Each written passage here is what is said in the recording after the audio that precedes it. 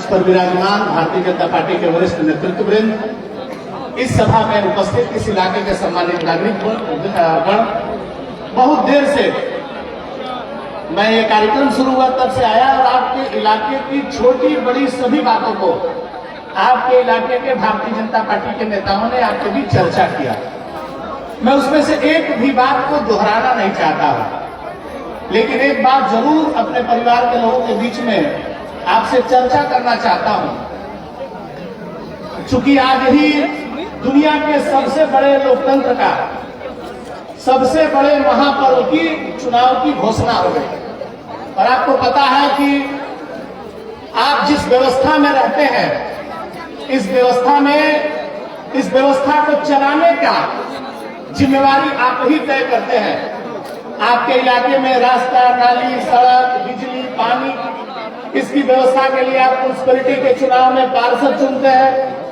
अपने प्रदेश को चलाने के लिए विधानसभा के चुनाव में वोट देकर अपना विधायक चुनते हैं जो मुख्यमंत्री बनाता है। और 5 साल में एक बार आप वोट देते हैं जब आप देश का प्रधानमंत्री चुनते हैं जो देश का भाग्य निर्धारण करता है। ये तीनों चुनाव अलग अलग है, लेकिन चुनता एक ही व्यक्ति है। अब तीनों चुनाव अलग अलग तरीके से भी होता है। जब म्युनिसिपैलिटी का चुनाव होता है तो आपके इलाके का लोग खड़ा होते हैं और इलाके का गुंडा बदमाश रात भर दारू बांटता है, लोगों को धमकाता है, वोट देने नहीं देता है, बम चलाता है, नौकरी का धमकी देता है और लूट लाट के आपका काउंसलर बन जाता है। 5 साल तक आपके घर में पानी का कनेक्शन के नाम पर पैसा लेता है, बच्चा का स्कूल में एडमिशन कराने के नाम पर पैसा लेता है, रास्ता बनवाने के नाम पर घोटाला करता है। दूसरा चुनाव जब विधानसभा का होता है तो लोग बोलते हैं कि भाई दिल्ली का बात अलग और प्रदेश का बात अलग। पश्चिम बंगाल में विशेष रूप से पिछले 3 बार से यहाँ की सम्मानित जनता ने पश्चिम बंगाल में सीपीएम से मुक्ति पाने के लिए तृणमूल कांग्रेस को वोट दिया। बड़ी आस्था, बड़ी विश्वास के साथ ममता बनर्जी की सरकार हमने इस पश्चिम बंगाल की जनता ने बनाया। तब टीएमसी के लोग नारा देते थे कि पश्चिम बंगाल के बेरोजगारों को रोजगार दिलाने के लिए, पश्चिम बंगाल के किसानों को उनका हक दिलाने के लिए, पश्चिम बंगाल के बंद कल कारखानों को खुलवाने के लिए, पश्चिम बंगाल की महिलाओं के सुरक्षा के लिए, पश्चिम बंगाल को फिर से सोनार बांग्ला बनाने के लिए परिवर्तन कीजिए। जनता ने दोनों हाथ उठाकर 3 बार आशीर्वाद दिया, लेकिन पश्चिम बंगाल की जनता को, हुगली की जनता को, श्रीरामपुर की जनता को क्या मिला? आप हर बार वोट देते हैं। 3 बार से पश्चिम बंगाल में तृणमूल कांग्रेस की सरकार है। आपने इस देश में बहुत सारे सरकार देखे हैं, सरकारों का गलत काम भी देखा है, भ्रष्टाचार भी देखा है। कभी हम बोलते थे कि लालू यादव चारा खा गया।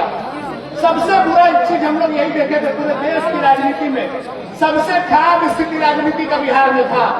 लेकिन अभी पिछले कुछ दिनों से हम लोगों ने देखा है कि पश्चिम बंगाल में जितना भ्रष्टाचार हुआ पूरे देश में कहीं इतना भ्रष्टाचार नहीं हुआ। तिरपाल चोरी किया टीएमसी, चावल चोरी किया टीएमसी, लोगों का नौकरी चोरी किया, म्युनिसिपैलिटी में पैसा चोरी किया, इलाके में विकास के नाम पर आने वाला 1-1 रुपया में टीएमसी के नेताओं ने चोरी करने का काम किया। पूरे देश की राजनीति में कहीं नहीं है।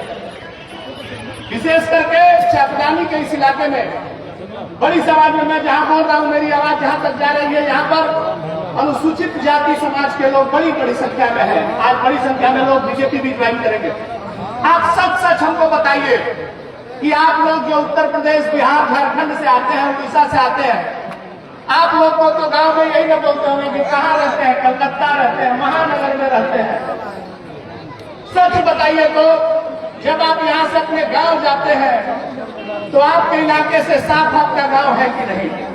आपके इलाके से अच्छा सड़क आपके गांव में है कि नहीं? यहाँ से अच्छा राजनीतिक माहौल आपके गांव में है कि नहीं?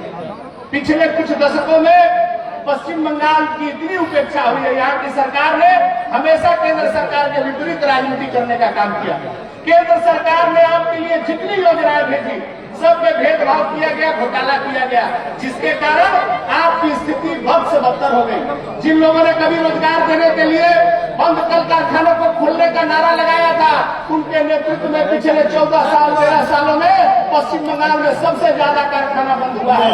बेरोजगारी का आलम ऐसा है कि बंगाल के गली गली में नुक्कड़ नुक्कड़ पर शराब की दुकानें खोल दी गई है। लोग सिर्फ शराब पी रहे हैं, जुआ खेल रहे हैं, इसके सिवा और पश्चिम बंगाल में विकास के नाम पर कुछ नहीं है। सारा रुपया सब पश्चिम बंगाल के संसाधन को लूटने का काम टीएमसी के लोगों ने किया है। मधुआत के बीच बस इतना आह्वान करने आया हूँ, आने वाले 20 तारीख को आपके इलाके में चुनाव की घोषणा हो गई है। 20 तारीख को आपको तय करना है कि श्रीरामपुर के लोग विकास के नाम पर सिर्फ धोखा पाएंगे या नरेंद्र मोदी का हाथ मजबूत करके श्रीरामपुर को भी जय श्री राम के नारे से बुझाएंगे। ये आपको तय करना है बंधुओं। आपको तय करना है कि केंद्र सरकार की वो सारी योजना जो पूरे देश की जनता को मिलती है, वो योजना अब तक पहुंचे कि नहीं, ये निर्णय करने का समय आ गया है। बंधुओं में ज्यादा कुछ नहीं कहूंगा। शुभेंदु अधिकारी जी जब आपके बीच कहेंगे तो वो सारी बातें समझ आएंगे, लेकिन एक बात आपके बीच आज जरूर कहना चाहता हूँ। ये आपकी उंगली में इस लोकतंत्र ने इतना ताकत दिया है कि आपने बड़े बड़ों को उनका औकात दिखाया है। आने वाले 20 तारीख को अपने लोकतांत्रिक अधिकार को समझते हुए, अपनी इस उंगली की ताकत को समझते हुए, किसी के सामने नहीं झुकते हुए, किसी से नहीं डरते हुए, सिर्फ और सिर्फ देश की भलाई की बात सोचते हुए भारत को दुनिया का सबसे शक्तिशाली देश बनाने के लिए नरेंद्र मोदी जी ने जो 2047 का सपना भारत को विकसित भारत का दिखाया है, उस सपने को साकार करने के लिए अपनी सारी समस्याओं को भूलकर, सारे भेदभाव को भूलकर, अंदरूनी सारी कला, सारी बातों को भूलकर एकमात्र आपको चीज सोचना है, नरेंद्र मोदी और कमल निशान। तो आने वाले 20 तारीख को कमल निशान पर वोट देंगे तो आपका वोट कमल निशान पर मिलेगा तो इस बार नारा क्या है? अब की बार 400 पार, अब की बार 400 पार। हम लोग के बीच कुछ ही क्षण में हम लोग के लोकप्रिय नेता माननीय शुभेंदु अधिकारी जी पहुंचने वाले हैं। तो मैं अपनी बात को आगे नहीं बढ़ाते हुए आप सब लोगों से अपील करता हूं, आप सब लोग मेरे परिवार के सदस्य हैं। एक बार सोचिए, इस आधुनिक युग में जापानी के लोगों को किन किन समस्याओं का सामना करना पड़ रहा है।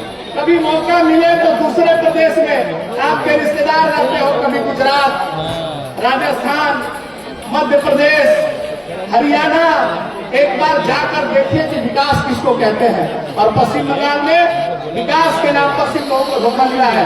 मैं इन्हीं शब्दों के साथ अपनी वाणी को विराम देते हुए आपसे उम्मीद करता हूं कि आने वाले 20 तारीख को आप अपना बहुमूल्य वोट नरेंद्र मोदी जी के हाथ को मजबूत करने के लिए कमल निशान पर देकर भारी मतों से विजयी कराएंगे। बहुत बहुत धन्यवाद आपका।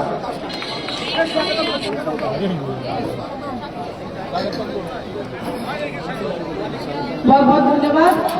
अब शुभेंदु जी बहुत ही कम समय में हमारे बीच उपस्थित होंगे और इस बीच हमारे राज्य के secretary, office secretary Pranay Rai ji को मैं आग्रह करती हूँ कि वो मंच पे आए और अपना वक्तव्य रखें।